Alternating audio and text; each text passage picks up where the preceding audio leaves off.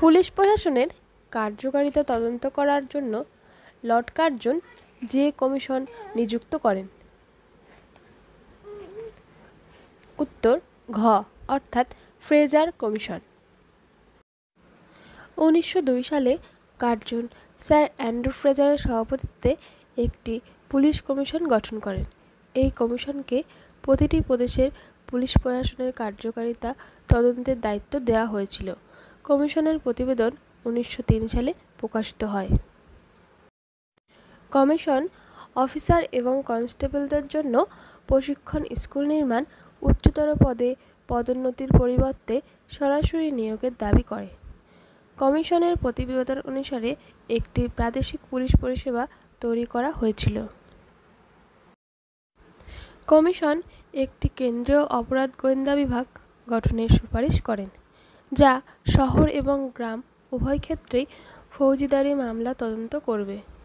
কমিশনের বেশিরভাগ সুপারিশই কার্জন কর্তৃক গৃহীত এবং বাস্তবায়িত হয়েছিল।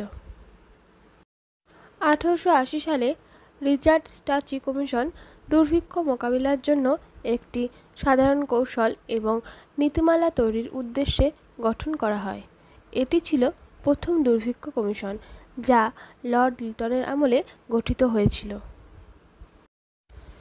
ফ্লাউড কমিশন ছিল 1938 সালে ব্রিটিশ ভারতের বাংলা প্রদেশে গঠিত একটি ভূমি রাজস্ব কমিশন। কৃষকদের স্বার্থ রক্ষা এবং জমিদারি প্রথার উচ্ছেদ করে কৃষকদের সরাসরি সরকারের প্রজা করার উদ্দেশ্যে এই কমিশন গঠিত হয়।